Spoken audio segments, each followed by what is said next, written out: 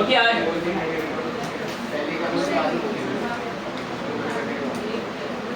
ये तुम्हारा 12th का तीसरा डिवाइस, ठीक है। हमने पहला पढ़ा था मूविंग कॉइल गैल्वेनोमीटर, दूसरा पढ़ा था ठीक है एसी जनरेटर, और ये तुम अपना तीसरा डिवाइस पढ़ रहे हो जिसका नाम क्या है, ट्रांसफार्मर, ठीक है। ध्यान रखना ये एक अकेला ऐसा डिवाइस है जिससे कंटिन्यूसली पिछले 5 साल से क्वेश्चन आ रहे हैं। कोई भी ऐसा एक साल नहीं गया जहाँ पर इस टॉपिक से क्वेश्चन नहीं आए हों, इसलिए तो मैं बार बार बोल रहा हूँ, टॉपिक बहुत ज़्यादा इंपॉर्टेंट है। यहाँ से 1 मार्कर भी बनता है और 5 मार्कर भी बनता है, ठीक है। तो हमारे पास सारे तरह की नॉलेज इसकी होनी चाहिए, ठीक है, और इसे बहुत अच्छी तरह से पढ़ना है यार। जिस चैप्टर की या जिस पर्टिकुलर डिवाइस की हम बात कर रहे हैं, ये बिल्कुल जैसा नाम साउंड कर रहा है वैसे ही काम करता है। जब मैं बात करता हूँ ट्रांसफार्मर की, तो ट्रांसफार्मर क्या करता है बताओ, सुना कितने क्या करता है? नहीं यार, एसी डीसी में कन्वर्ट करने का काम होता है रेक्टिफायर, इसका ठीक है, और वो भी सिर्फ एसी से डीसी कर सकता है, उल्टा नहीं कर सकता, ठीक है। ये ट्रांसफॉर्म कैसे कर रहा है, हाँ मतलब ठीक गिर जाएगा।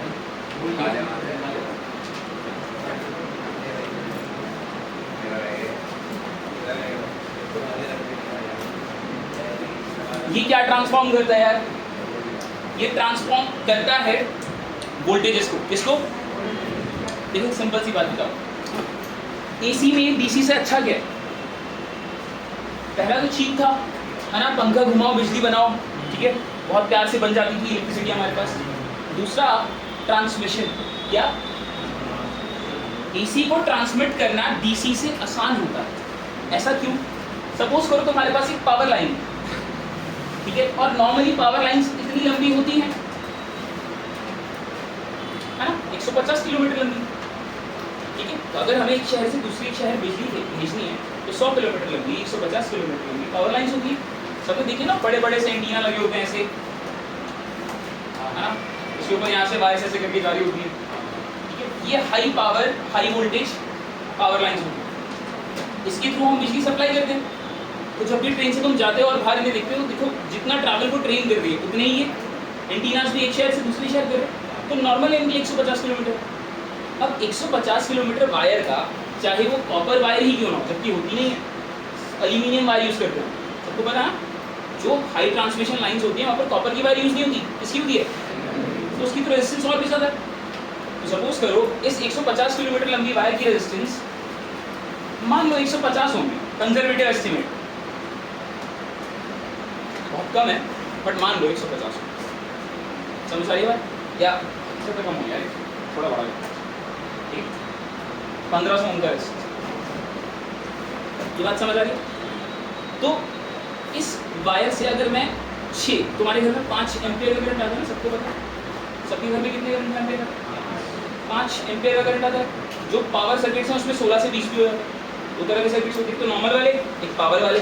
पावर वालों में 5 एम्पियर और नॉर्मल वालों में 5 एम्पियर और पावर वालों में, ठीक है, 16 एम्पियर से 20 एम्पियर इतना करंट है। तो सपोज करो सिर्फ 5 एम्पियर ही ट्रांसमिट करना है, कितना? अगर मैं 5 एम्पियर ऑफ करंट ट्रांसमिट करूंगा तो 7500,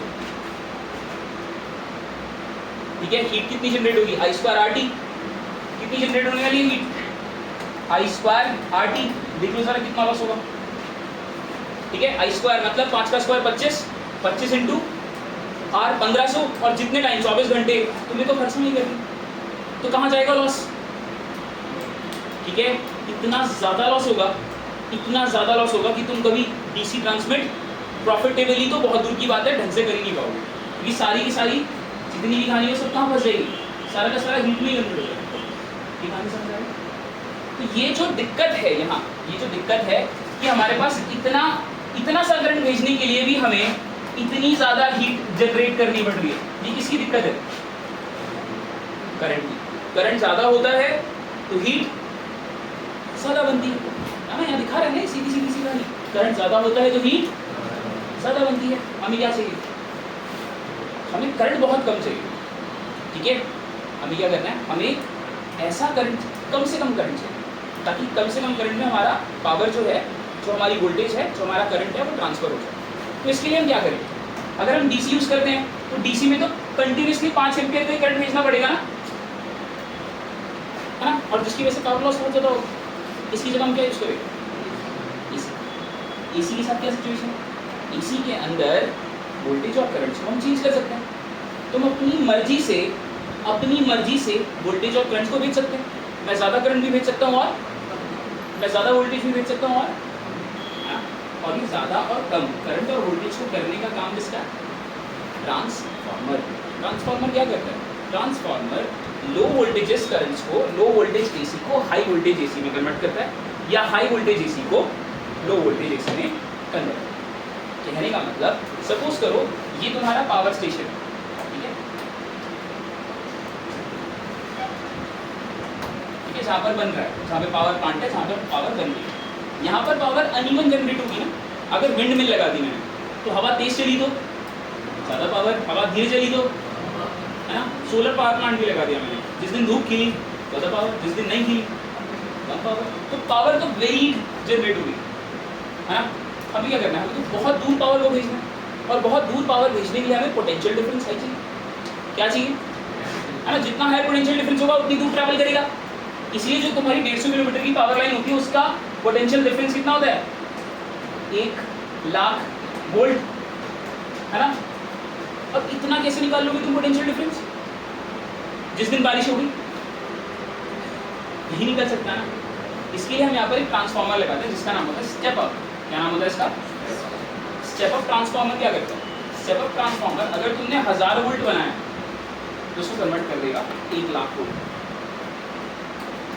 ये काम होता है ट्रांसफार्मर, वोल्टेजेस को बढ़ाना, कम से ज़्यादा कर। क्या करना? कम से ज़्यादा कर। आगे बात समझ? ठीक है। बट इस बात का भी अच्छी तरह से ध्यान रखना, ऐसा नहीं हो सकता कि कोई, ठीक है, इधर से आलू डालो उधर से सोना निकले वाली कहानी नहीं चलती। ऐसा नहीं हो सकता कि तुम 1000 दो और लाख मिल जाए। तो फिर क्या कंपनसेट हो रहा है? करंट। कौन कंपनसेट हो रहा है? मतलब अगर यहाँ पर करंट 10 एम्पियर था, ठीक है, तो यहाँ पर करंट कितना? या 100 एम्पियर था, यहाँ पर 1 एम्पियर करंट बचेगा। कितने एम्पियर करंट बचेगा?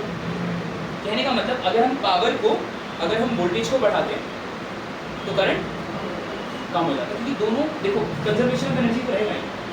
कंजर्वेशन ऑफ एनर्जी तो जितनी पावर इनपुट थी उतनी पावर क्या होनी चाहिए? देखो यहाँ पावर कितनी आ गई?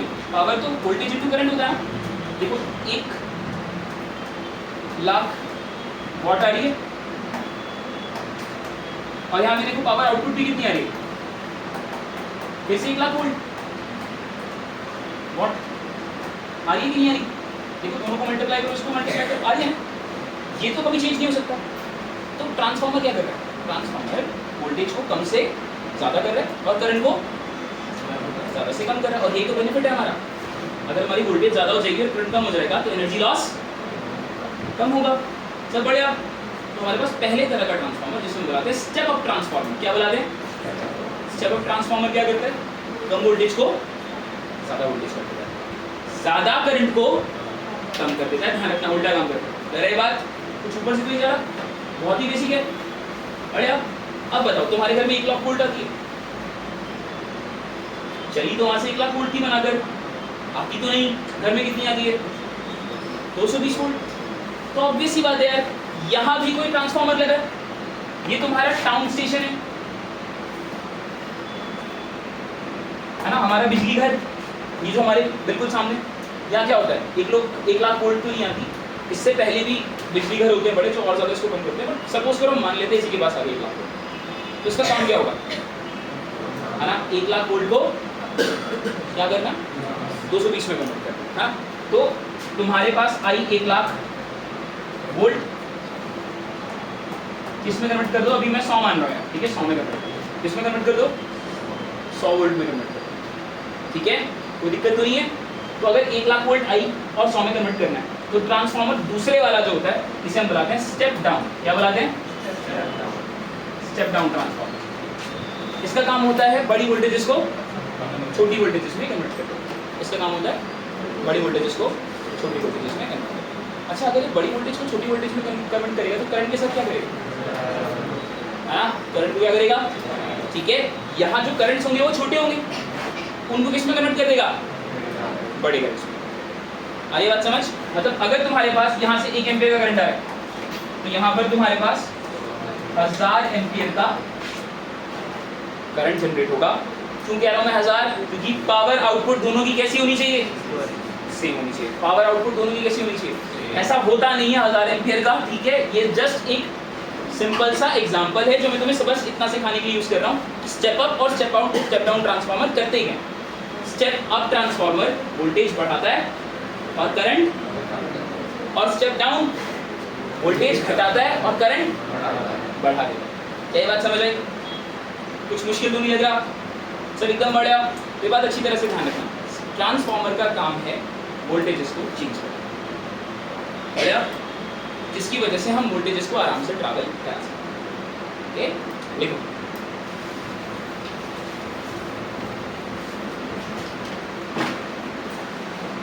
The device used for converting the device used for converting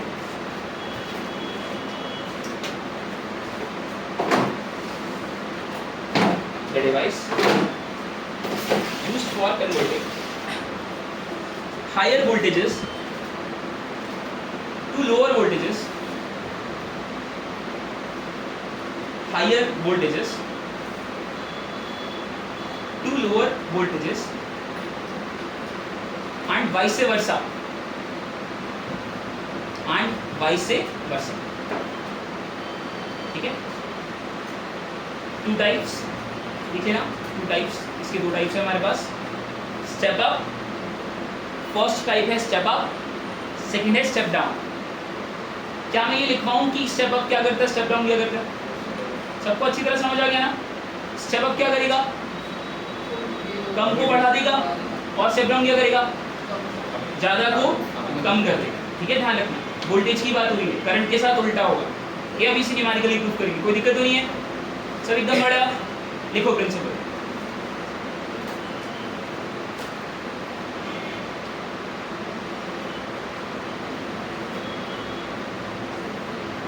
It is based on the principle of electromagnetic induction.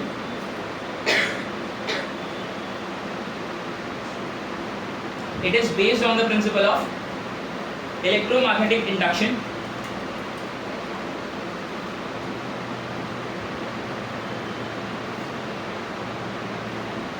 caused by mutual induction between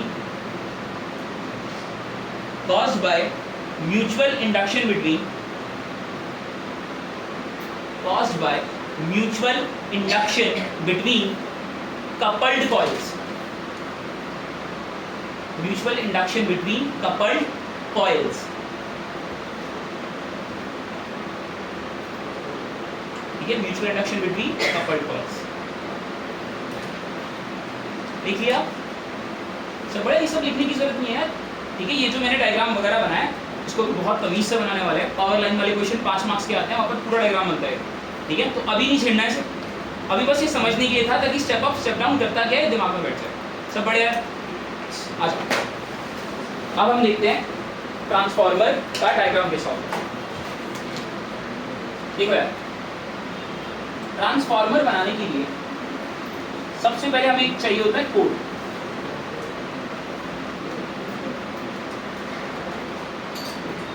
core वो पर्टिकुलर बॉक्स है जो बीच से खाली है और साइड से भरा हुआ। बीच से खाली है और साइड से भरा, ठीक है? कुछ ऐसे समझो यार, मेरे पास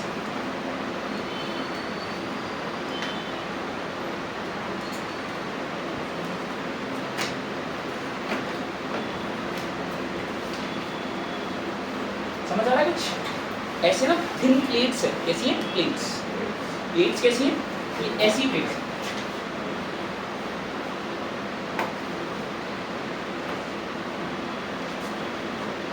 ठीक है? बीच से खाली और साइड से भरी, मतलब ये वाला हिस्सा भरा हुआ है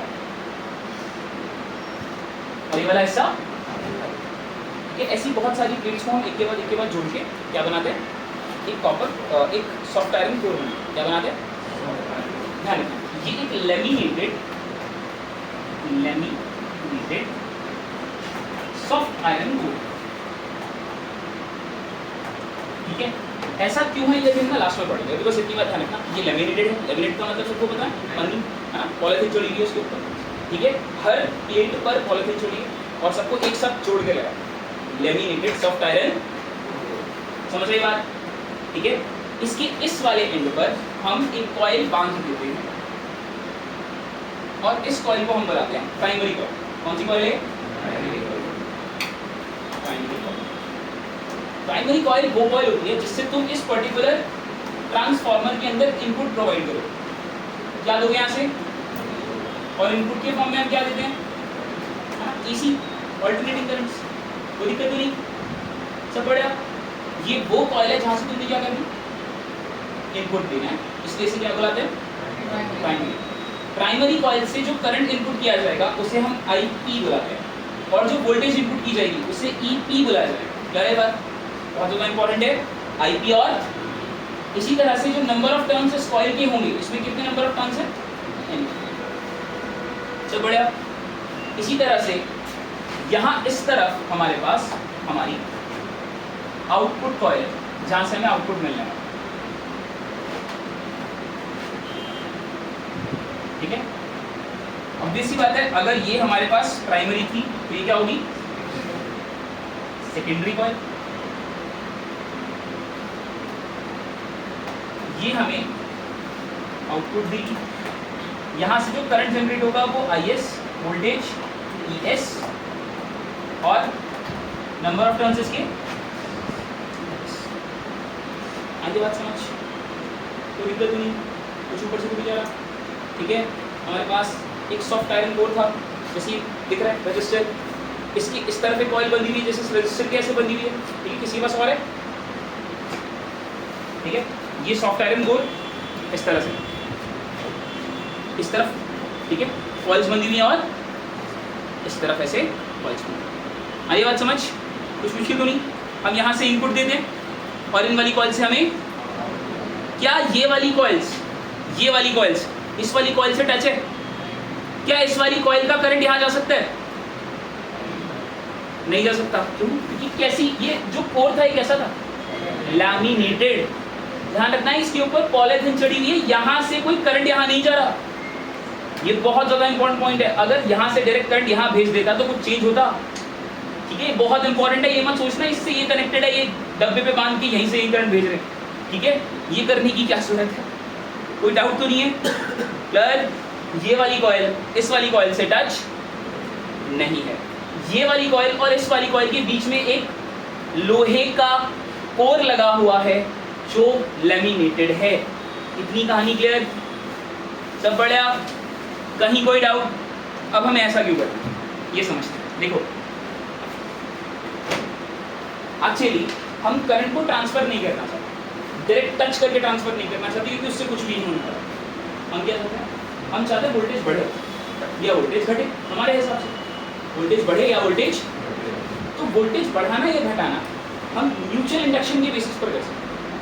किसके बेसिस पर कर सकते हैं? म्यूचुअल इंडक्शन, है ना। अगर मैं इस पर्टिकुलर कॉइल के अंदर एसी करंट फ्लो करा रहा हूँ, कौन सा कलर? करंट। एसी करंट क्या करेगा? क्या करंट एसी जो होता है वो बार बार चेंज होता है? अगर करंट चेंज होगा तो यहाँ पर जो मैग्नेटिक फील्ड बन रही है, हाँ, ये कॉइल ऐसे है तो इसकी मैग्नेटिक फील्ड ऐसे बनेगी, ऐसी बनेगी ना। इस तरह से हमें क्या देखने को मिलेगी इस पूरे के पूरे कोर के अंदर? Magnetic field. तो अगर करंट चेंज हुआ तो मैग्नेटिक फील्ड भी, और अगर मैग्नेटिक फील्ड चेंज हुई तो फ्लक्स भी। अगर flux linked with the coil change होता है तो सेल्फ इंडक्शन या म्यूचुअल इंडक्शन होता है। और यहाँ पर दो कॉइल्स रखी है, एक के सामने एक, तो कौन सा इंडक्शन होने वाला है? ये बात समझ। तो इस कॉइल की करंट चेंज करने की वजह से, एसी करंट डालने की वजह से बार बार इस कॉइल से रिलेटेड मैग्नेटिक फ्लक्स चेंज होती है। ये कोर क्या करेगा? ये कोर इस मैग्नेटिक फील्ड को इस कॉइल से बाहर ना जाकर अंदर अब्सॉर्ब कर रहा है और किसके पास भेज रहा है? आउटपुट कॉइल के पास। जब आउटपुट कॉइल के पास सेम मैग्नेटिक फील्ड पहुंचेगी चेंज होती हुई, तो इसमें भी क्या इंड्यूस होगा? फ्लक्स। और फ्लक्स का चेंज होने की वजह से इसमें भी क्या इंड्यूस होगा? करंट। और समझ आई बात? तो हम एक कॉइल के अंदर करंट के थ्रू फ्लक्स चेंज कर रहे हैं और दूसरे कॉइल के अंदर उसका रिजल्ट ले रहे हैं, इसी को हम क्या बुलाते थे? Mutual induction. क्या बोला था? हाँ, चैप्टर नंबर 6 में ये तो सीखा था। एक कॉइल से दूसरे कॉइल के अंदर अगर मुझे करंट जनरेट कराना है तो ऐसे ही करूंगा मैं, करंट को चेंज करके बार बार, और इसी को बार बार चेंज होता ही है, तो ऑब्वियस सी बात है यहाँ पर करंट पहुंचेगा, ये अपने आप करंट जनरेट करेगी। पॉइंट है, जब ये अपने आप करंट जनरेट कर रही है तो वोल्टेज बढ़ती है और घटती कैसे? हाँ, ये तो इम्पोर्टेंट पॉइंट है। यही तो हम देख रहे थे, ट्रांसफार्मर क्या करता था? वोल्टेज कम को बढ़ा देता था और बढ़ी हुई वोल्टेज को। तो ये होता कैसे? पहली चीज, ये डायरेक्ट टच में नहीं है। दूसरी चीज, हम इस कॉइल का फ्लक्स चेंज करके इस कॉइल में करंट इंड्यूस कर रहे हैं, ठीक है, म्यूचुअल इंडक्शन में। अब वोल्टेज बढ़ती घटती कैसे? एक बात बताओ, हमने ईएमएफ का फॉर्मूला पढ़ा था, है ना? ईएमएफ का फॉर्मूला फैराडेज लॉ से क्या था? Minus N D phi by, minus N D phi by D T, यही था। तो प्राइमरी में जो वोल्टेज थी उसकी वजह से ईपी वोल्टेज और नंबर ऑफ टर्न्स कितने? तो ये हो जाएगा EP is equal to minus N P D phi by D T. इसी तरह से अगर मैं तुमसे ईएस पूछ लूं सेकेंडरी के अंदर जो आ रहा था, तो क्या हो जाएगा? D phi. ऐसे ही है। अगर मैं इन दोनों को डिवाइड कर दूं, ये हमारा फर्स्ट, ये सेकंड, डिवाइड सेकंड फर्स्ट, तो ईएस अपॉन ईपी क्या? Minus N S D phi by D T upon minus N P D phi by D T होंगे। अब एक बात बताओ, क्या दोनों में फ्लक्स सेम है? क्या दोनों में फ्लक्स सेम है? या यहाँ से जो फ्लक्स जनरेट हुई थी यही तो ये जा रही है, दोनों की फ्लक्स सेम कट गया, माइनस से माइनस भी कट गया। तो यहाँ से ES अपॉन EP किसके इक्वल आया? NS अपॉन NP के। ये समझ आ रहा है? तो एक बात बताओ, क्या यहाँ से मैं ये बात पूछ सकता हूँ voltage is directly proportional to number of turns?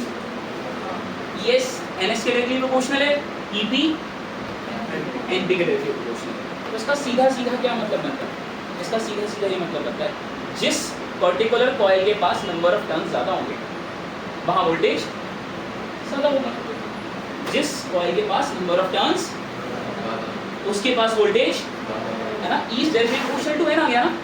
तो अगर सेकेंडरी के पास नंबर ऑफ टर्न्स ज़्यादा है तो वोल्टेज सेकेंडरी के पास ज़्यादा होगी, और अगर प्राइमरी के पास नंबर ऑफ टर्न्स ज़्यादा है तो वोल्टेज प्राइमरी के पास ज़्यादा होगी। कोई दिक्कत तो नहीं। तो अब एक सिंपल सी बात बताओ, यहाँ मैंने 100 वोल्ट डाला, ठीक है, और इस कॉइल के 10 टर्न्स थे। कितने टर्न्स थे?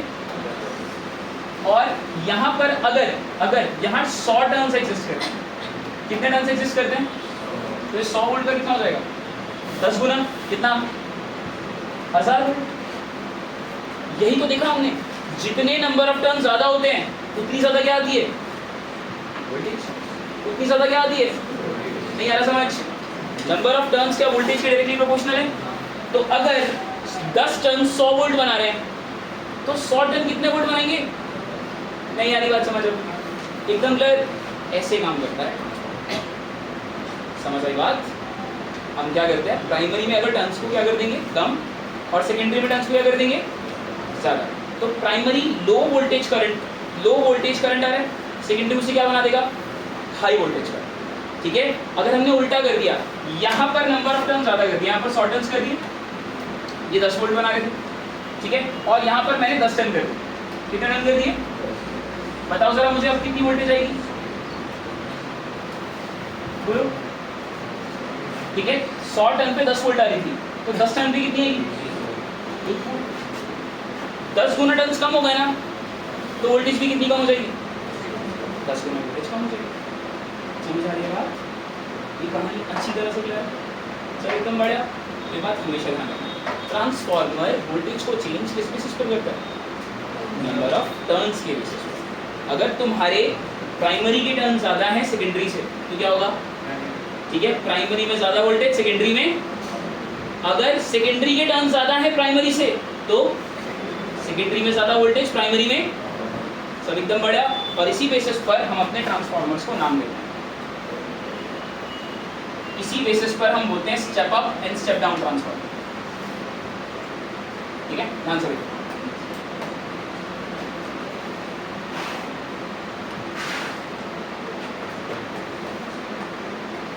Step up transformer. Step up transformer सीधी सीधी सी कहानी, ठीक है। अच्छा, स्टेप अप लिखने से पहले मैं एक चीज और देखो, क्या तुम्हें वोल्टेज का गेम समझ रहा? वोल्टेज में तो कोई दिक्कत नहीं, चल एकदम बढ़िया। अब इधर ना एक केस और आता है, इसको हम बोलते हैं आइडियल ट्रांसफॉर्मर। कौन सा ट्रांसफॉर्मर? आइडियल का मतलब ऐसा ट्रांसफॉर्मर जिसमें कोई एनर्जी लॉस नहीं होगा। अच्छा ट्रांसफॉर्मर वही है ना जिसमें कोई एनर्जी लॉस ना हो। अगर मैंने यहाँ से 1000 वॉट की पावर दी तो यहाँ भी कितनी मिल जाए? 1000 वॉट। ऐसा हो सकता है?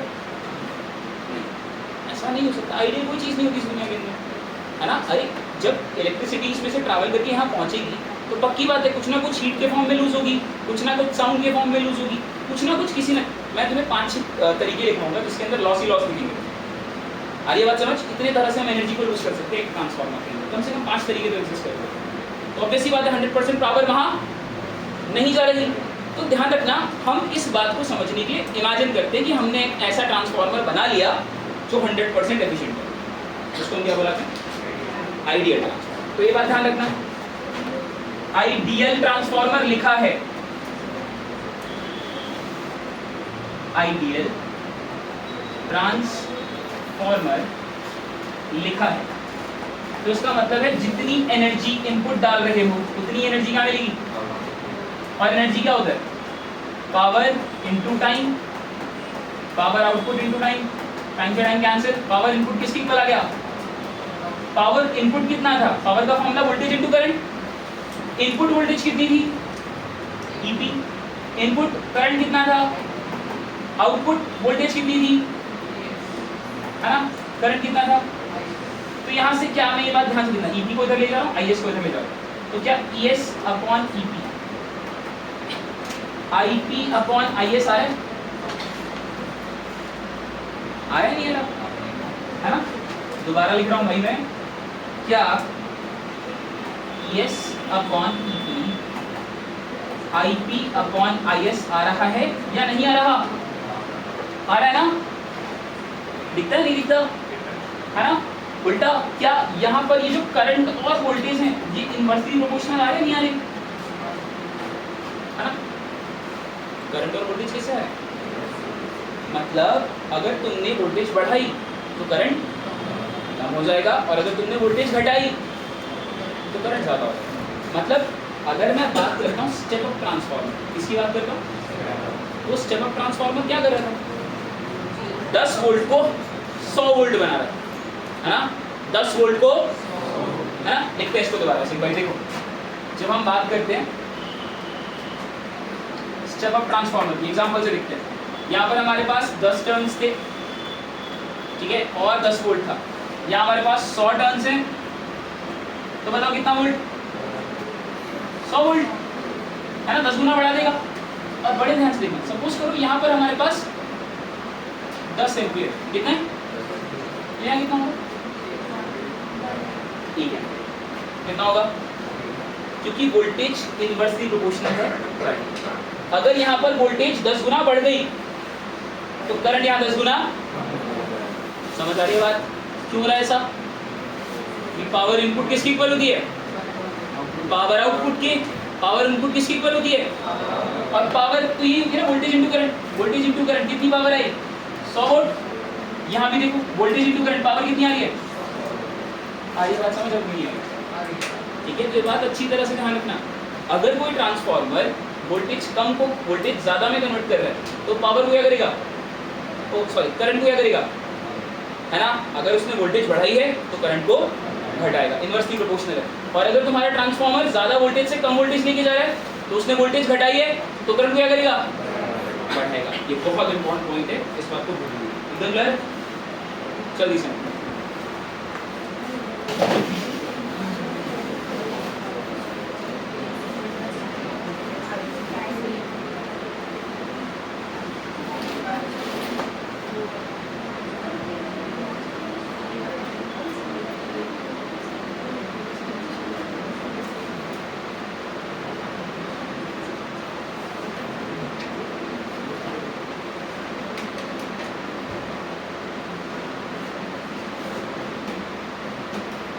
तुम्हारे वो दोनों भाई बहन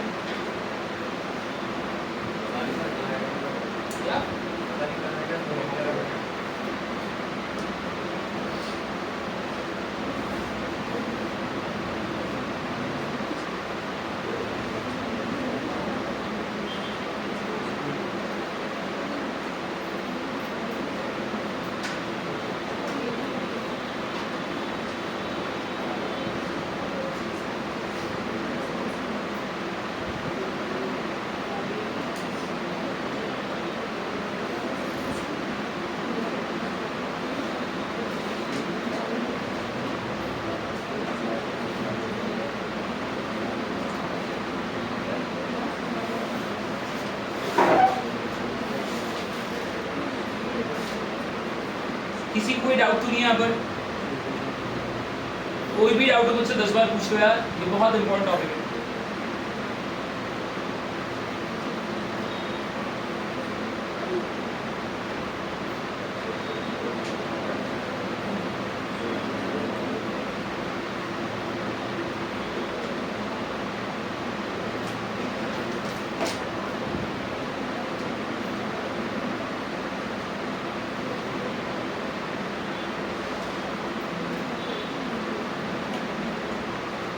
ध्यान रखना, वो जो ES upon EP is equal to NS upon NP वाला फॉर्मूला है, ठीक है, उसे तुम हर जगह यूज कर सकते हो, कोई दिक्कत नहीं। बट ये जो ES upon EP is equal to IP upon IS वाला फॉर्मूला है, ये सिर्फ और सिर्फ तब यूज करोगे जब तुम्हें बोला जाएगा कि कैसा ट्रांसफार्मर है, आइडियल। अगर आइडियल नहीं बोला, इस फॉर्मूला को यूज किया, ध्यान रखना ये बात, ठीक है, हर जगह नहीं अप्लाई कर सकते हो।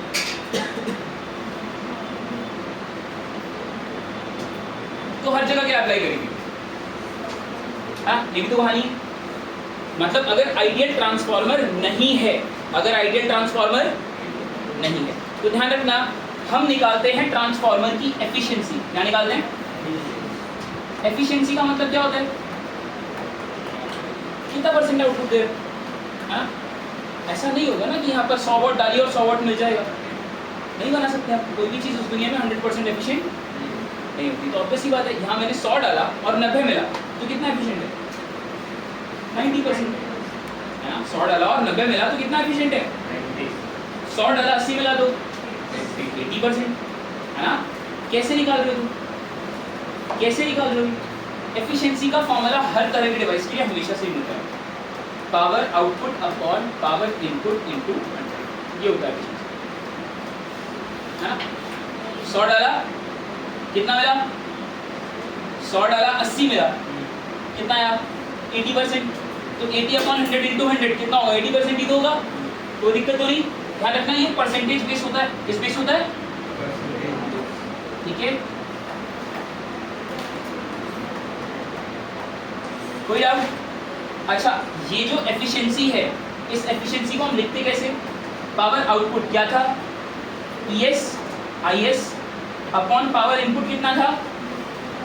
EP IP into 100%।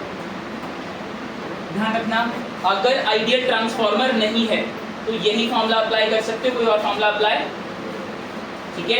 एंड ध्यान रखना, ये नीटा ना हमेशा परसेंटेज में होना चाहिए। किसमें होना चाहिए? ये परसेंटेज में नहीं है, तुम सॉल्व भी कर सकते हो, या तो परसेंटेज में कन्वर्ट करो, कोई दिक्कत तो नहीं है। तो ध्यान रखना, तुम ये फॉर्मूला हर जगह अप्लाई नहीं कर सकते। कौन सा वाला कर सकते हो? ठीक है, आइडियल है तो वो वाला, नहीं आइडियल तो ये वाला, ठीक है।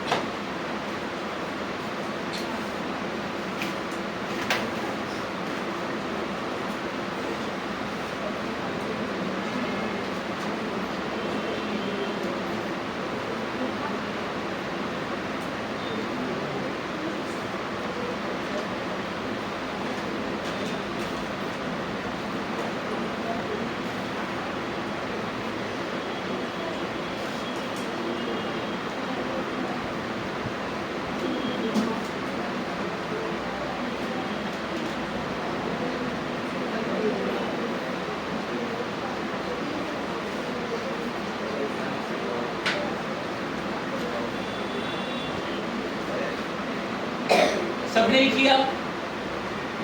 जल्दी लिखो, जल्दी।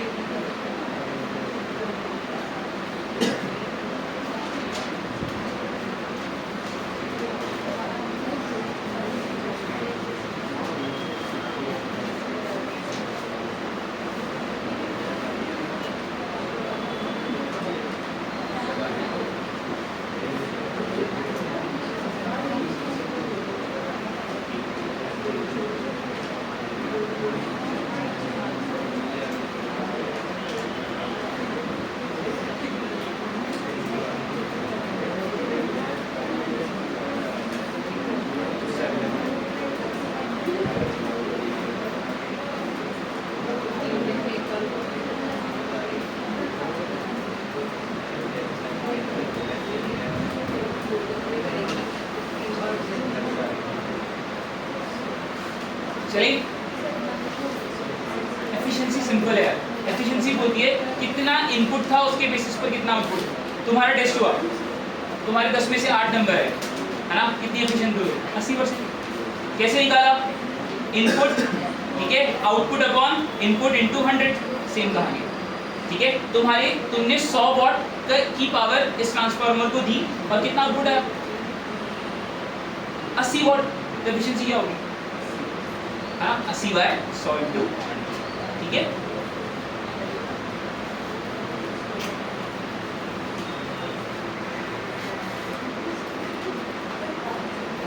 दुख दोबारा समझाओ यार, एक बात मुझे ना बड़े ध्यान से बताना, सोच के, क्या ये एफिशिएंसी 100% से ऊपर नहीं चली जाएगी जब मैं स्टेप डाउन ट्रांसफार्मर की बात करूंगा? क्या ये एफिशिएंसी 100% से ऊपर नहीं चली जाएगी जब स्टेप डाउन में बात करूंगा, है ना? 100 वोल्ट डाल रहे थे, 1000 निकाल रहे थे, जाएगी नहीं जाएगी?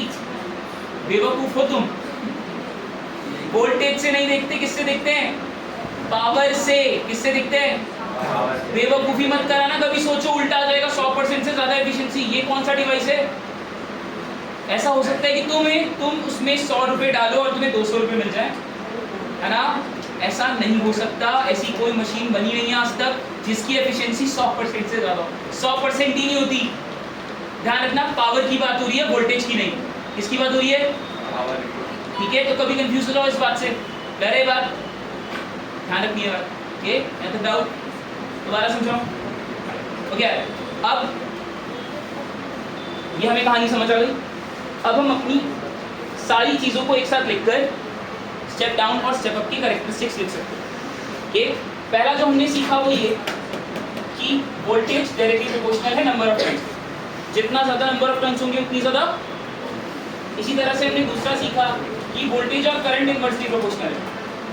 इसके लिए भाई भूलना मत, इसके लिए आइडियल ट्रांसफार्मर, कोई दिक्कत नहीं। इसी तरह से तीसरा हमने क्या सीखा कि एफिशिएंसी क्या होती है? Power in output upon power input into 100। अगर आइडियल नहीं है तो ही इस फॉर्मूला को लगाना है। अगर आइडियल आ जाएगा तो ये फॉर्मूला अप्लाई नहीं कर सकते। ये बात है, नहीं कोई डाउट? बहुत ही बड़ा। अब ठीक है, इस कहानी के बेसिस पर हम अपने दोनों टाइप के ट्रांसफार्मर्स को लिखते हैं। सबसे पहला हमारे पास step up transformer. Step up transformer कैसा ट्रांसफार्मर होगा? जहां पर सेकेंडरी के टर्न्स, जहां पर सेकेंडरी कॉइल के टर्न्स प्राइमरी कॉइल के टर्न्स से कैसे होंगे, है ना? और अगर सेकेंडरी के टर्न्स प्राइमरी से ज्यादा है तो सेकेंडरी की वोल्टेज प्राइमरी की वोल्टेज से ज्यादा होगी, है ना? कोई दिक्कत नहीं है। इसी तरह से ये समझ आया क्या? अच्छा, प्राइमरी लिख दीजिए, चल बढ़िया, कोई दिक्कत नहीं। इसी तरह से क्या करंट भी सेम होगा? करंट भी सेम होगा। करंट कैसा होगा? उल्टा, है ना? करंट कैसा होगा? उल्टा। उल्टा होगा ना, क्योंकि अगर वोल्टेज बढ़ती है तो करंट घटता है, उल्टा है ना? तो इसका मतलब अगर प्राइमरी की वोल्टेज ज़्यादा है तो प्राइमरी का, अगर प्राइमरी की वोल्टेज कम है तो प्राइमरी का करंट ज़्यादा होगा और सेकेंडरी का करंट, ये समझ आ रहा है नहीं आ रहा? सब एकदम बढ़िया, कोई डाउट? अब इस बात का हमेशा ध्यान रखना, अगर सिर्फ स्टेप अप लिखा है और कुछ मेंशन नहीं है, आइडियल ट्रांसफार्मर नहीं मेंशन, आइडियल ट्रांसफार्मर, तो तुम सिर्फ एक फॉर्मूला लगा सकते हो। कौन सा? ES upon EP is equals to NS upon. यहाँ तक कोई डाउट? सब बढ़िया। इसी तरह से एक बहुत इंपॉर्टेंट चीज जो बहुत ज़्यादा यूज भी होती है, कई बार तुम्हें कंफ्यूज करने के लिए दे दिया जाता है। इन्होंने ट्रांसफार्मर में की नाम का टर्म बना हुआ है जिसको बुलाते हैं ट्रांसफॉर्मेशन रेशियो। क्या बुलाते हैं? Transformation ratio. Transformation ratio. Transformation ratio कुछ नहीं होता यार, number of secondary upon number of primary होता है। क्या होता है? Number of secondary upon number of primary, ठीक है? सेकेंडरी का प्राइमरी से क्या रेशियो है, इसी को क्या बुलाते हैं? Transformation ratio. मुझे बड़े ही ध्यान से बताना, स्टेप अप ट्रांसफार्मर के लिए, इसके लिए ट्रांसफॉर्मेशन रेशियो 1 से बड़ा होगा 1 से छोटा होगा? 1 से बड़ा होगा। बहुत ही सिंपल है। 1 से क्यों बड़ा होगा? क्योंकि सेकेंडरी में नंबर ऑफ टर्न्स और प्राइमरी में नंबर ऑफ टर्न्स है ना। यहाँ से नहीं कर सकते हो। अगर मैं इस NP को नीचे भेज दूँ, कहाँ भेज दूँ, है ना, तो ये 1 is less than NS upon NP हो जाएगा। ऐसे होगा ना, इसको नीचे भेज दूँगा तो 1 इज या K is greater than 1, K is greater than. तो ये बात अच्छी तरह से ध्यान रखना। Transformation ratio step up transformer के लिए, इसके लिए 1 से बड़ा। कोई डाउट तो नहीं हो रहा? सब एकदम बढ़िया, कोई दिक्कत? इसी तरह से केस 2 की बात करते हैं। केस सेकंड के अंदर स्टेप डाउन,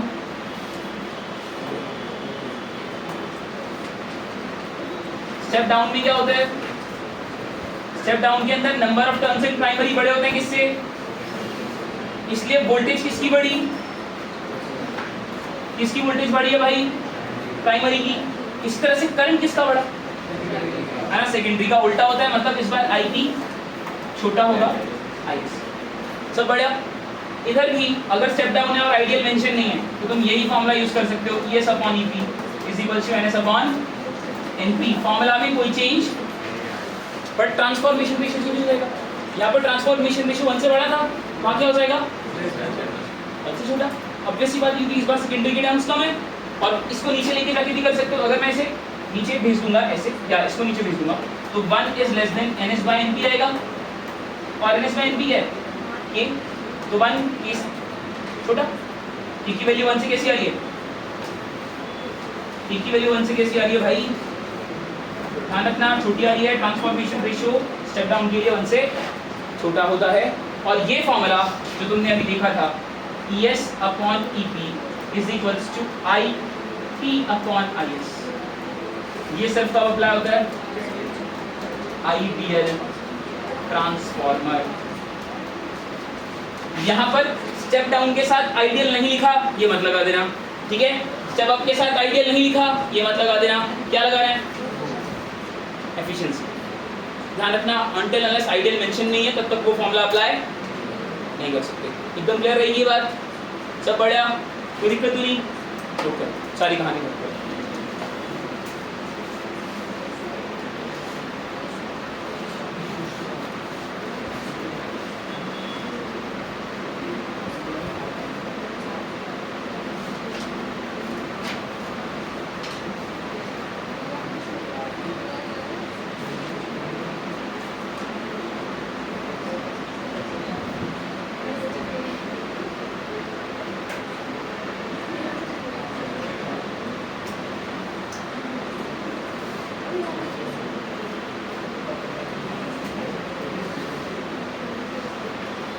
आजल लिखिएगा, लिख लो, टाइप कर लेना, जल्दी लिखो। यहाँ तक डाउट?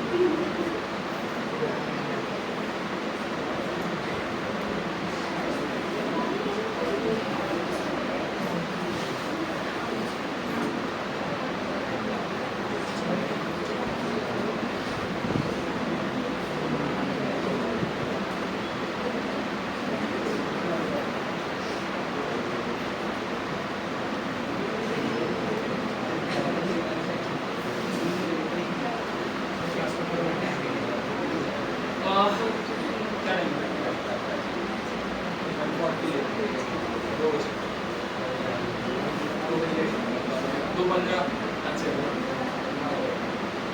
पावर लाइन जब तक नहीं खत्म करूंगा तब तक नहीं। पावर लाइन तुम्हारे एनसीईआरटी में मेंशन नहीं है, बट न्यूमेरिकल आता है।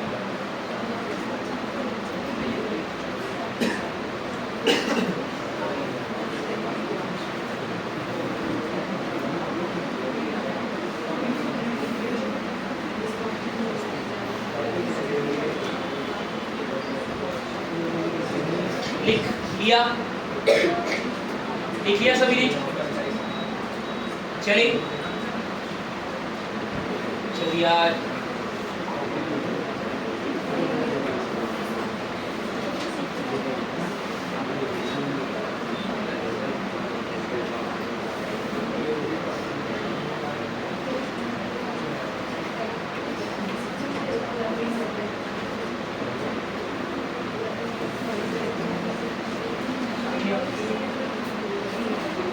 काजल लिखिए आप सभी लिख पाएंगे। बना टॉपिक एनर्जी लॉस।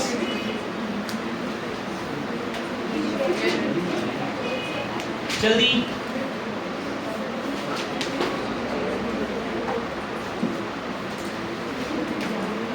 ध्यान रखना यार, ट्रांसफॉर्मर्स में 5 तरह की एनर्जी लॉस होती है। ठीक है, पहला अभी मत लिखना, इनको डिस्क्राइब भी करना है तुमने। Copper loss,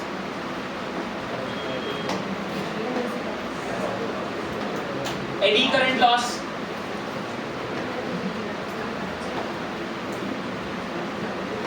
third hysteresis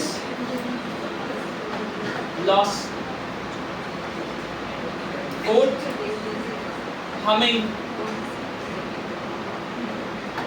loss, magnetostriction भी बुलाते हैं इसे, मैग्नेटोस्ट्रिक्शन। लास्ट फ्लक्स लीकेज,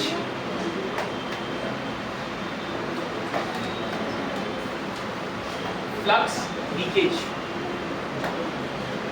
ठीक है, फ्लक्स लीकेज।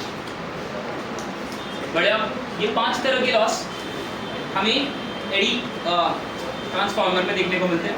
ठीक है, एक करके समझते हैं सारे लॉस होते हैं। इन्हें नहीं लिखना अभी। सबसे पहले टॉपिक बनाओ copper loss.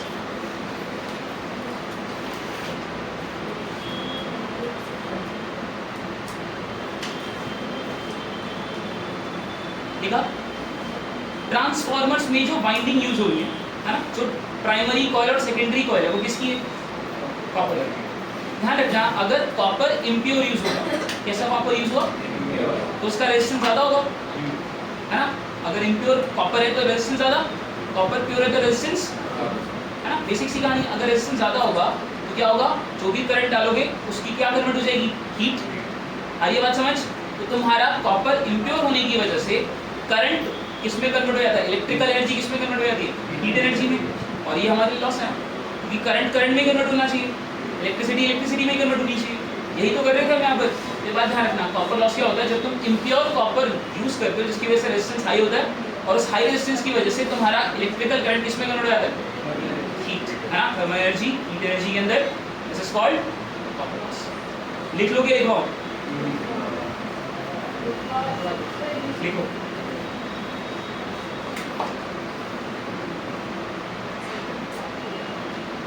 Loss due to heat, loss due to heat,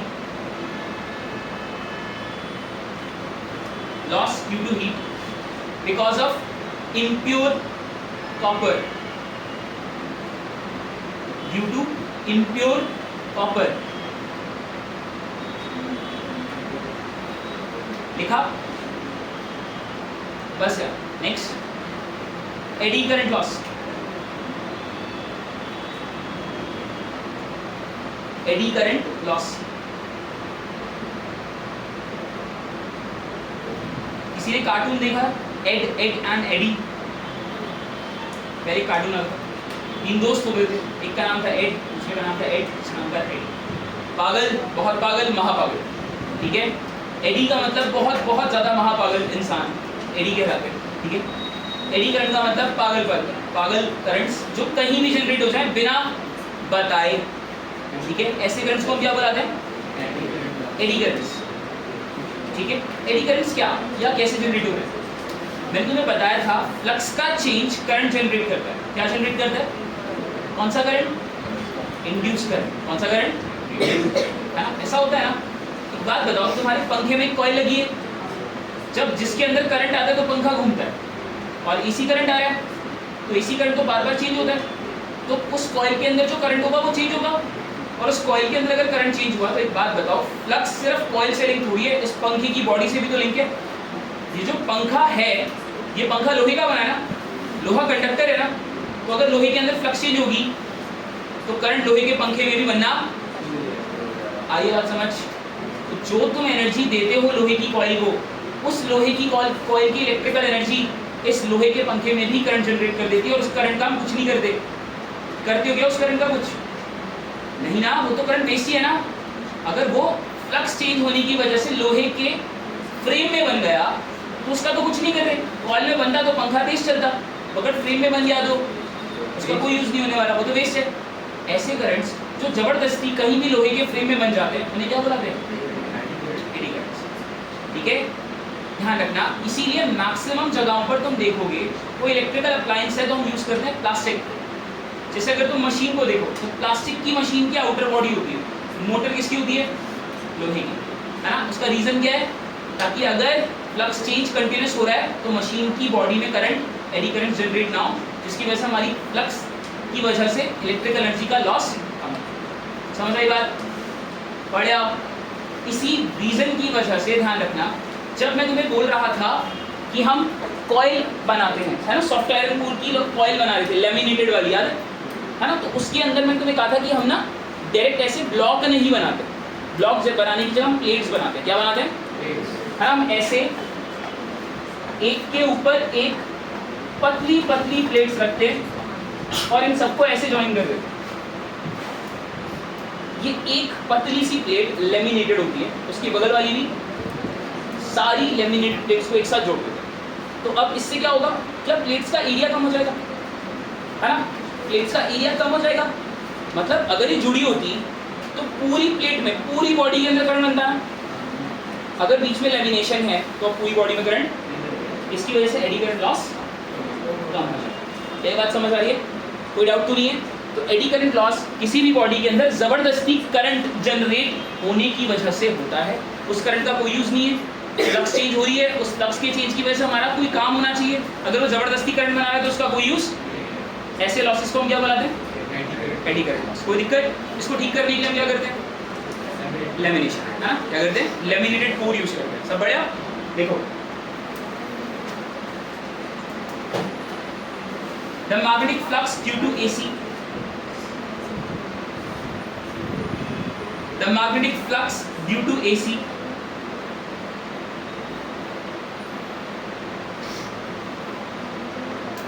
induces eddy currents,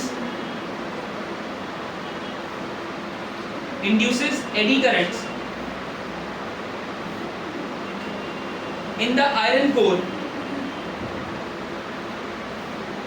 in the iron core,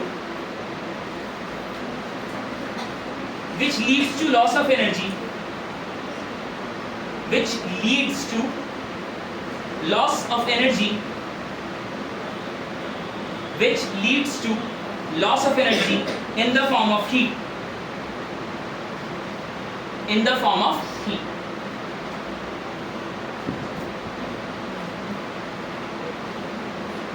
This can be used, this can be reduced, this can be reduced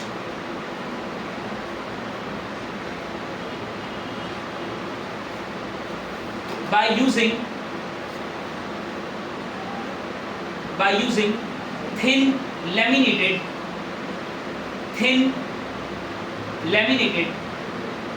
iron core sheets, thin laminated iron core sheets.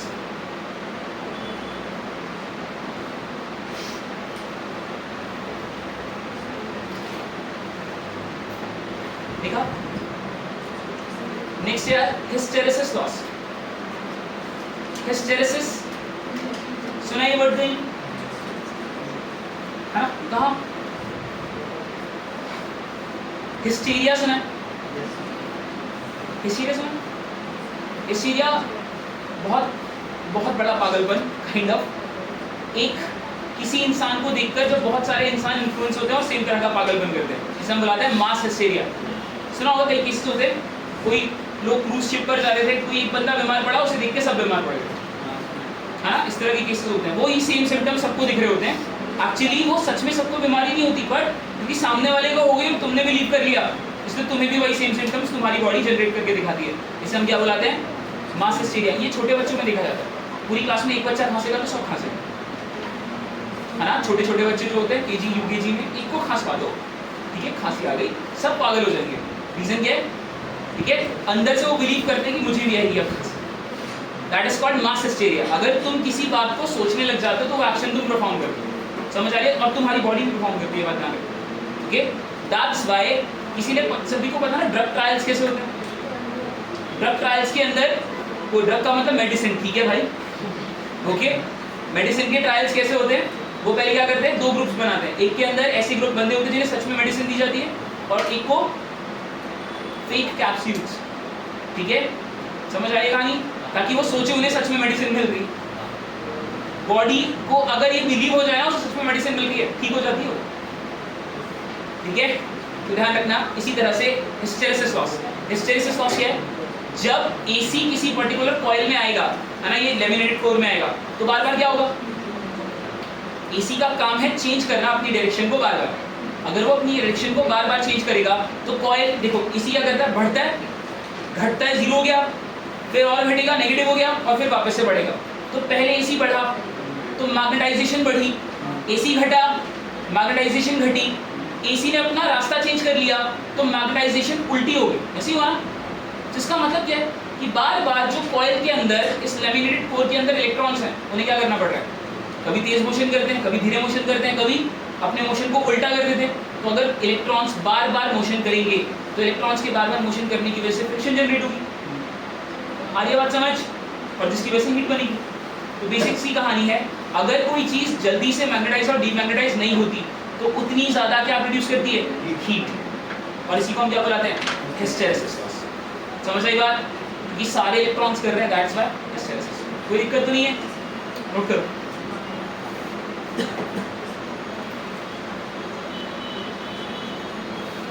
AC cause iron core,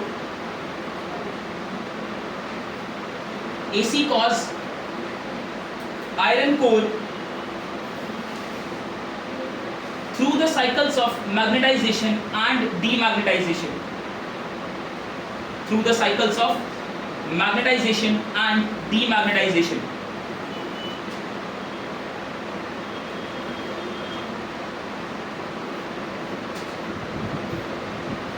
Due to which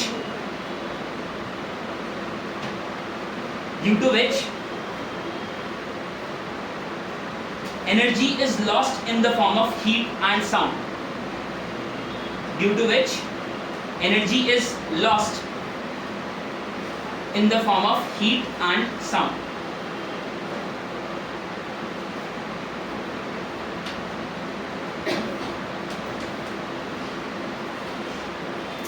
लिखा, this can be reduced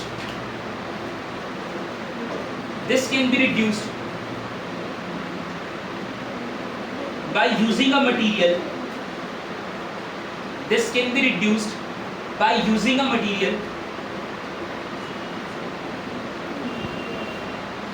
which is highly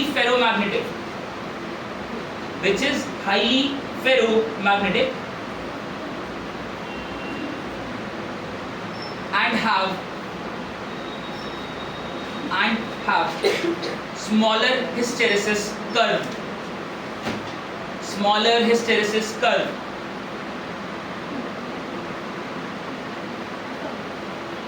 bracket में लिखना soft iron core, soft iron core.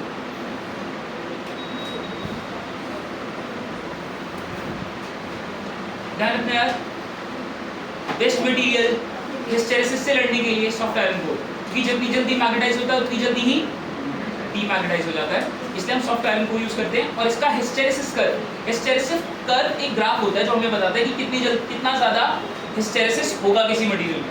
जिसका जितना छोटा curve होगा उतना अच्छा material, इसलिए स्मॉलर हिस्टेरेसिस कर्व वाले मटेरियल हिस्टेरेसिस लॉस कम करते हैं। और सबसे कम किसका होता है? Soft iron. कोई दिक्कत नहीं है, सब एकदम बढ़िया, कोई डाउट? नेक्स्ट देखो, humming loss. Humming loss, magnetostriction, bracket में लिखना मैग्नेटोस्ट्रिक्शन।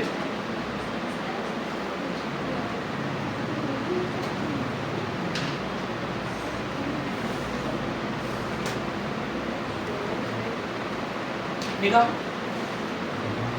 एक बात बताओ यार, क्या एसी बार बार बढ़ और घट रहा था, है ना? अगर एसी बढ़ेगा तो हीट ज्यादा होगी, घटेगा तो हीट कम होगी, ऐसे ही होने वाला है। तो एक बात बताओ, जब किसी मेटल के अंदर हीट ज्यादा या कम होती है तो मेटल क्या करता है? लेंथ में बढ़ता है और छोटा होता है। तो अगर लेंथ बढ़ और छोटी हुई है बार बार, हीट की वजह से होता है ना, लेंथ है ना हो जाता है, छोटा हो जाता है। तो ध्यान रखना, ये मेटल वाइब्रेट करना शुरू करेगा। क्या करना शुरू करेगा? हाँ, जब तुम किसी ट्रांसफार्मर के साथ खड़े होते हो तो तुम्हें हमिंग नॉइस नहीं आती है ना? तो जब उसके अंदर बार बार तुम एसी फ्लो कराओगे तो वो मेटल क्या करेगा? वाइब्रेट। और जब वो वाइब्रेट करेगा तो वो इलेक्ट्रिकल एनर्जी को किस में कन्वर्ट कर रहा है? Sound energy. किसमें कन्वर्ट कर रहा है? तो वेस्ट हो रही है ना एनर्जी। एक बात ध्यान रखना, इसे हम क्या बुलाते हैं? Humming noise. ठीक है, देखो, due to change in AC,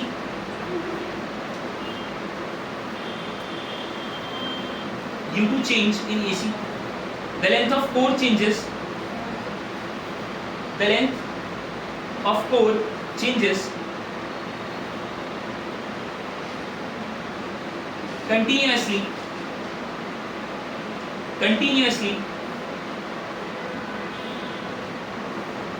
causing sound production. Causing sound production due to vibrations. Due to vibrations. देखिए सब बढ़िया, ध्यान रखना, कई बार ही पूछा गया मैग्नेटोस्ट्रिक्शन पेपर के अंदर। ठीक है, ये याद रखना है। हमिंग लॉस को क्या बुलाते हैं? मैग्नेटोस्ट्रिक्शन, ये वर्ड। कोई दिक्कत?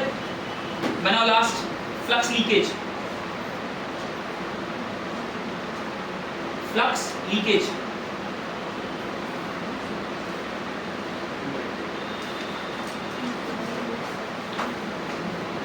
देखो यार, एक्चुअल ट्रांसफॉर्मर्स जैसे मैंने बनाए थे वैसे नहीं बनते, उनसे अच्छा डिजाइन आ चुका है। कैसे बनते हैं? देखो, हम एक्चुअली वो वाला आयरन को यूज नहीं करते, ऐसे वाला आयरन को यूज करते हैं। और इसमें कैसे बनाते हैं?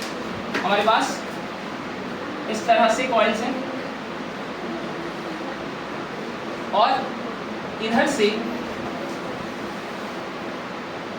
हम कॉइल्स को ऐसे लगा। हाँ, जब मैंने तुम्हें म्यूचुअल इंडक्शन कराया था, मैंने तुम्हें कोएफिशिएंट ऑफ कपलिंग का सिखाया। कोएफिशिएंट ऑफ कपलिंग में सबसे अच्छी कपलिंग कौन सी होती है ना? जो एक के ऊपर एक होती है। तो ध्यान रखना, एक्चुअली कपलिंग ऐसे की जाती है। ऐसे क्यों कर रहे थे? क्योंकि इससे flux leakage minimum, maximum flux एक कॉइल से दूसरे कॉइल में ट्रांसफर हो जाएगा, जिसकी वजह से मैक्सिमम आउटपुट मिलेगा। कोई दिक्कत नहीं है?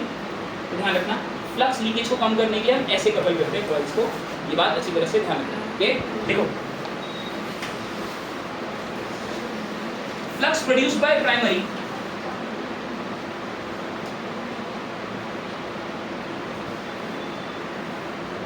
may not fully pass through secondary, may not fully passed through secondary,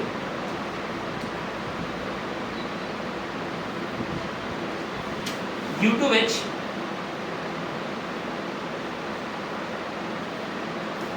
flux leaks into air.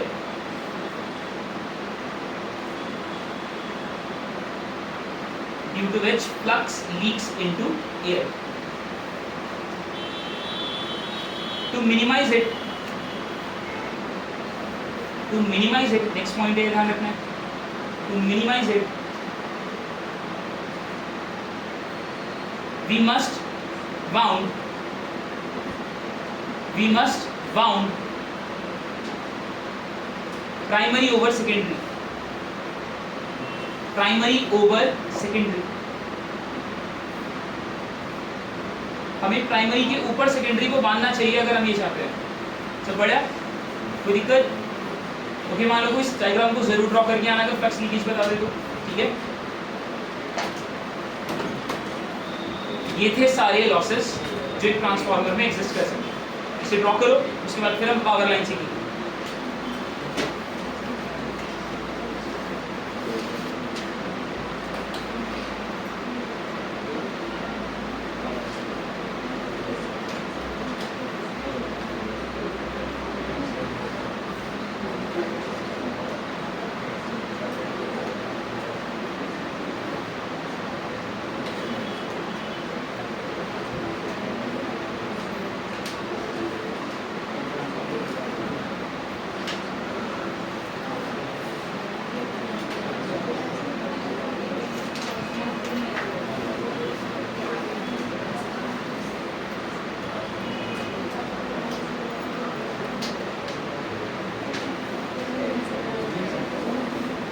देखा?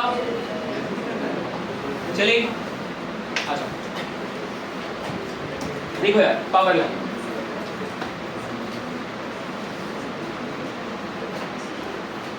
पावर लाइन की न्यूमेरिकल्स की स्टडी में 5 मार्क्स के आते हैं। पावर लाइन की क्वेश्चंस डायरेक्टली भी 4 मार्क्स के आते हैं। पावर लाइन तो हमारी एनसीईआरटी में मेंशन नहीं है, बट पावर लाइन की न्यूमेरिकल्स बहुत देखने को मिलते हैं, ठीक है। ज्यादातर लोगों के पेपर के अंदर अगर उन्हें ट्रांसफार्मर से क्वेश्चन डालना है तो पावर लाइन से डालेंगे। मुझे पता बच्चा ये नहीं पढ़ता, ये तो पढ़ लेगा सारी कथा कहानी, बस एक चीज़ नहीं पढ़ेगा, पावर लाइन, ठीक है। तो इसे बहुत ध्यान से समझना है, कोई बात नहीं समझ आए 10 बार पूछना। एक पावर लाइन एक्चुअली कुछ नहीं है, हमारे तक बिजली कैसे पहुंचती है पावर प्लांट से उसकी कहानी है। ये तो ध्यान रखना, तुम्हारे पास बिजली पावर प्लांट से है ना, तुम्हारे टाउन के बिजली घर जैसे सबस्टेशन बुलाते हैं, है ना, वहां तक पहुंचता है। ध्यान रखना, पावर लाइन वाले क्वेश्चंस के अंदर ये तुम्हें खुद से ड्रॉ करना होगा, नहीं ड्रॉ करोगे तो तुम्हें समझ ही नहीं आएगा कैसे सॉल्व होगा, ठीक है। ये बात ध्यान रखना। तुम्हारे यहाँ पर बिजली कैसे आती है? पावर स्टेशन से सब स्टेशन, ये पावर प्लांट से सब स्टेशन। पावर प्लांट पर एक ट्रांसफार्मर लगा होगा, ध्यान रखना। ट्रांसफार्मर को दिखाने का ना ये भी तरीका है,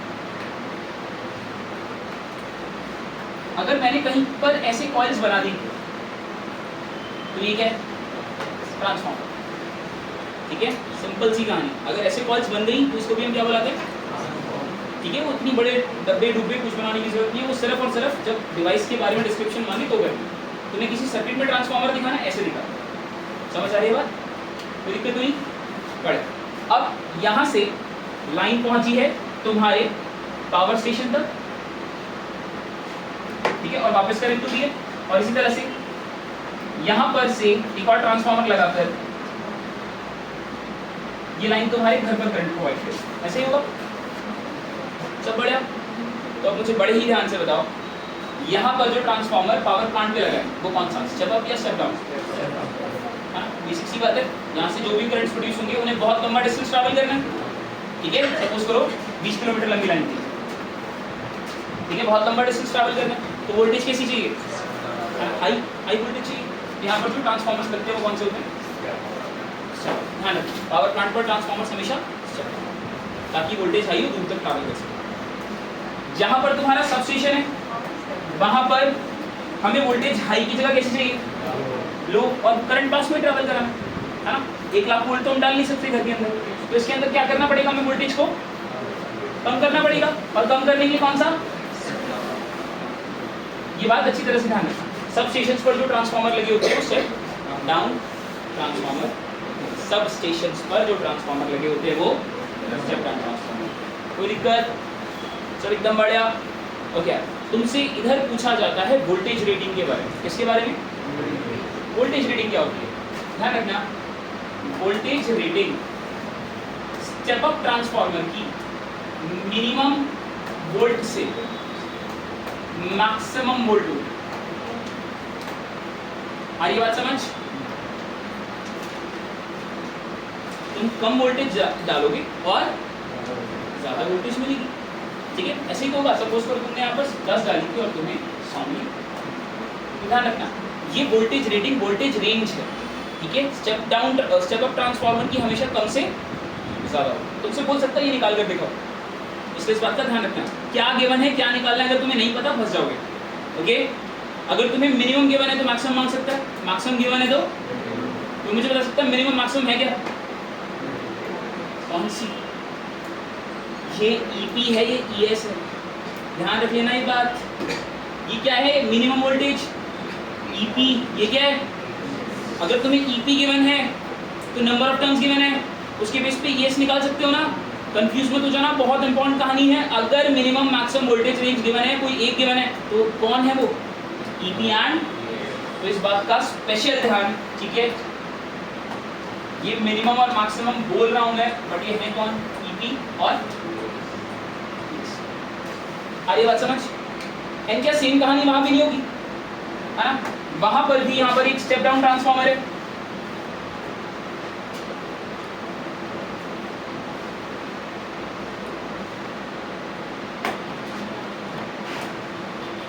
यहां पर भी वोल्टेज रेटिंग आएगी,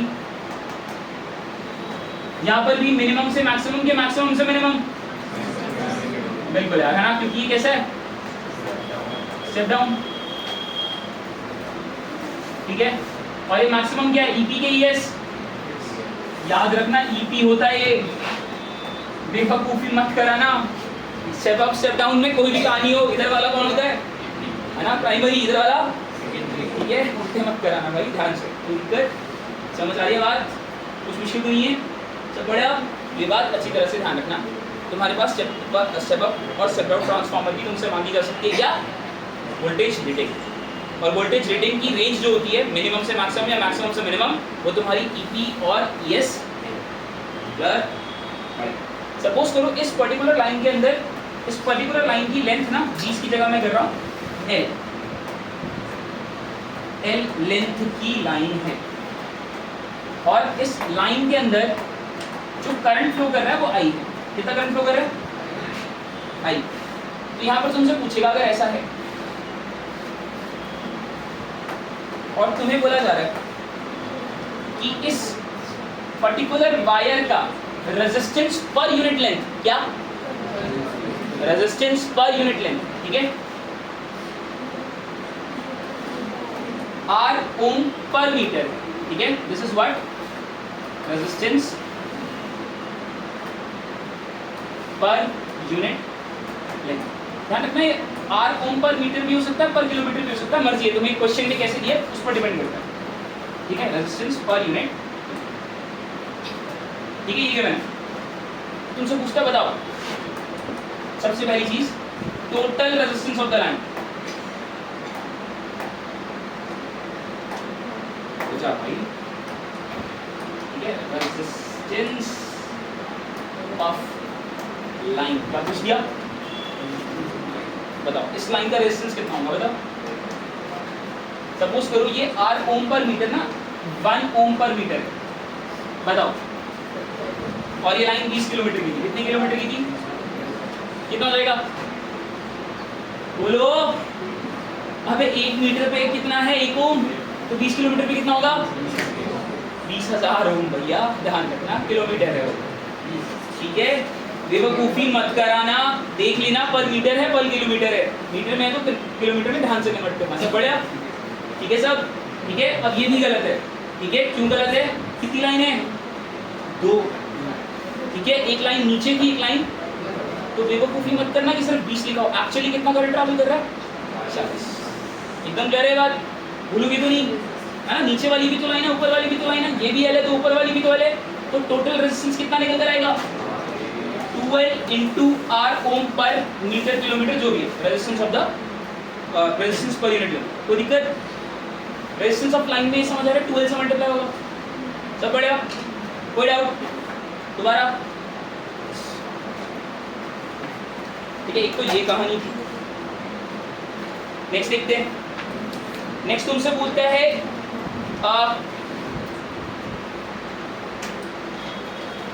निकाल कर दिखाओ लाइन रेजिस्टेंस। तो मैंने निकाल कर दिखा दिया। Line power loss, line power loss. यहां से यहां करंट भेजने में कितना पावर लॉस होगा? कितना होगा? कितना पावर लॉस होगा? पावर लॉस क्या होता है? Power is current into resistance. Power is current into resistance. इस वायर के अंदर कितना करंट फ्लो कर रहा है? दैट करंट का square into resistance of the resistance of line, है ना? पावर का फॉर्मूला आई स्क्वायर होता है। इस वायर के अंदर आई करंट फ्लो कर रहा है और इसका रेजिस्टेंस कितना है ये निकाला। इसको अगर यहाँ रख दूंगा तो आई स्क्वायर आर से हमें ये पता चल जाएगा कितनी पावर यूज हुई। दोबारा समझाओ, दोबारा। भाई एक बात बताओ, इसके अंदर कितना करंट फ्लो कर रहा है? आई। ठीक है, तुमसे बोलता है करंट को यहाँ से यहाँ भेजने में कितनी पावर का लॉस हो गया। तो पावर किस फॉर्म में लॉस हुई होगी? रेजिस्टेंस ने हीट बना के भेज दिया होगा, ये किया ना? तो कितना करंट फ्लो कर रहा था? आई। कितना रेजिस्टेंस था? निकाल चुकी। तो अगर इस करंट को मैं इस रेजिस्टेंस से मल्टीप्लाई कर दूंगा पता चल जाएगा ना कितनी पावर वेस्ट होगी। सब बढ़िया, दोबारा समझाऊं? सब ठीक है? पक्का? ओके, आओ नेक्स्ट देखते हैं। थर्ड तुमसे बोलता है पावर सप्लाइड बाय प्लांट। बहुत important, power supplied by plant. Suppose करो जहां तुम रहते हो वहां पर 1000 किलोवाट पावर की नीड है। कितनी नीड है? तो ये प्लांट कितनी पावर भेजेगा? नहीं। ध्यान से, ठीक है? तुम्हारे यहाँ पर 1000 किलोवाट पावर की नीड है, और अगर इसने 1000 किलोवाट ही भेज दी तो बीच में भी तो कुछ गायब हुई है। सपोज करो बीच के अंदर यहाँ इस पूरे सर्किट के अंदर जब ये यहाँ से आ जा रहा था तो पावर लॉस हो रहा था ना। ये पावर लॉस 400 किलोवाट का है। अगर मैं यहाँ से 1000 भेजूंगा तो पहुंचेगी कितनी? तो गलत है ना? चाहिए कितनी? 1000। तो कितनी भेजनी चाहिए? 1400 भेजनी चाहिए, ताकि अगर 400 लॉस भी हो जाए तो पावर नीड्स, है ना, पूरी तरह से पूरी हो जाए। इसलिए इस बात का स्पेशल ध्यान रखना। अगर तुमसे कोई पूछता है पावर सप्लाइड बाय प्लांट्स कितना होना चाहिए, तो ध्यान रखना power demand plus power loss in line, दोनों का सम। जितनी पावर लॉस होगी जाने में और जितनी पावर की नीड है उन दोनों का सम करेंगे, उतनी पावर इस प्लांट को भेजनी चाहिए। क्लियर है बात? कोई कंफ्यूजन किसी तरह का? दोबारा समझाऊंगी, सब ठीक? बढ़िया। नेक्स्ट तुमसे बोलता है voltage drop on the line. चौथा,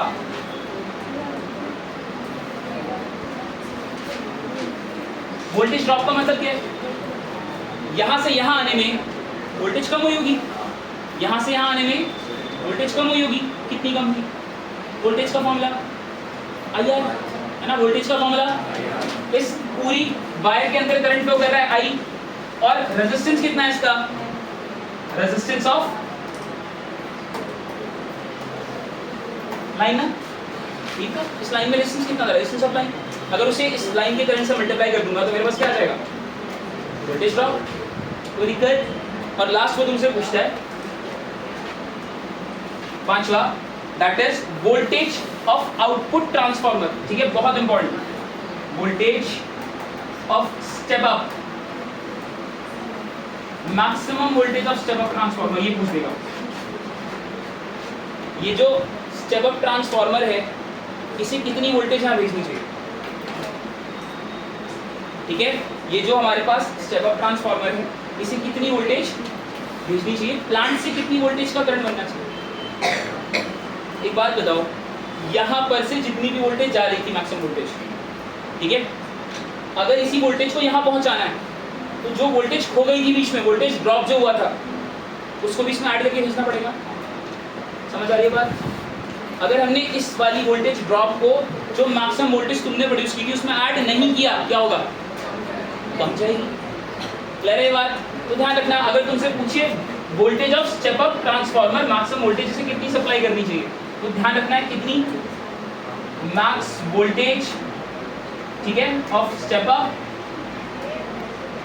प्लस वोल्टेज ड्रॉप। समझ आ रही है बात? दोबारा समझाओ। वोल्टेज ड्रॉप हो, यहाँ से आ जाने में वोल्टेज कितनी कम होगी, है ना। यहाँ पर करंट आई था, रेजिस्टेंस आर था, यहाँ से आ जाने में वोल्टेज कितनी गिरी, ठीक है, आई आर। तो अगर यहाँ सपोज कर 400 बनाई थी, 400 पहुँचानी थी, यहाँ 100 गिर गई, कितना बना, 500। समझ आ रही है, तभी तो 400 की 400 पहुँचेगी। नहीं आ रहा समझ, दोबारा समझाऊँ। फिफ्थ वाला कुछ नहीं है यार, एक बात बता, यहाँ पर 400 जनरेट की मैक्सिमम, यहाँ भी कितनी पहुँचानी है, 400। 100 का ड्रॉप हो गया, रेजिस्टेंस था, करंट था अंदर, ड्रॉप हो गया, तो कितनी पहुँचेगी अगर कोई ऐड नहीं की मैंने वोल्टेज, 400 बनाई थी 300 पहुँचेगी, टोटल 400 बनाई थी 400 पहुँचे, इसके लिए कितनी बिजली पड़ेगी, 400 जो डिमांड भी थी, और 100 जरूर हो गई। बढ़िया, डाउट तो नहीं। ये 5.5 की स्टडी की तरह आते हैं, ठीक है, ध्यान से अच्छी तरह से इसे नोट करो, ठीक है। ये था पावर लाइन, जो तुम्हें ध्यान रखना है, जब भी इसका क्वेश्चन आए पूरा डायग्राम बना कर आना, ठीक है।